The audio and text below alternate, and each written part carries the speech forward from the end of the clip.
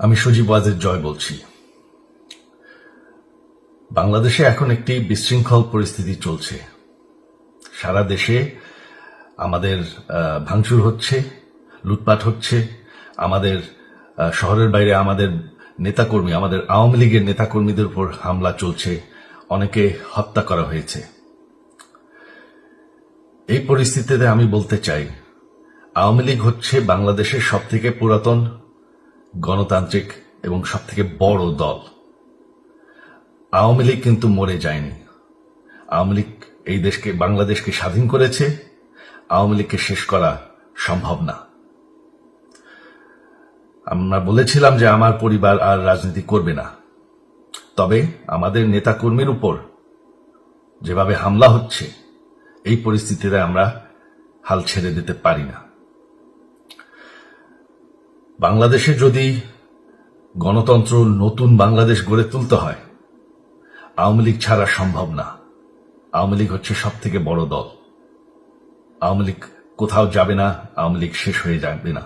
আওয়ামী লীগকে শেষ করা সম্ভব না।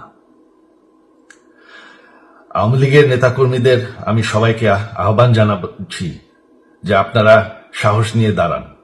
আপনারা একা না, আমরা আছি। বঙ্গবন্ধুর পরিবার কোথাও যায়নি, আমরা আপনাদের সাথে আছি। দেশকে, আমাদের নেতাকর্মীদেরকে, আওয়ামী লীগকে রক্ষা করার জন্য যা প্রয়োজন আমরা করতে প্রস্তুত। এই যে আমাদের বর্তমান যারাই আছে ক্ষমতায়, তাদেরকে আমি বলবো যে আমরাও একটি গণতান্ত্রিক, শৃঙ্খল, নিরাপদ বাংলাদেশ চাই, জঙ্গিবাদ মুক্ত। তার জন্য আমরা সবার সাথে আলোচনা করতে প্রস্তুত। শুধুমাত্র তারা যদি জঙ্গিবাদ এবং ভায়োলেন্স বাদ দেয়। শেখ হাসিনা মরে যাননি, আমরা কোথাও যাইনি। বাংলাদেশ আওয়ামী লীগ ছাড়া গণতন্ত্র, নির্বাচন সম্ভব না। এই বলে আমি আমার কথা শেষ করছি। জয় বাংলা।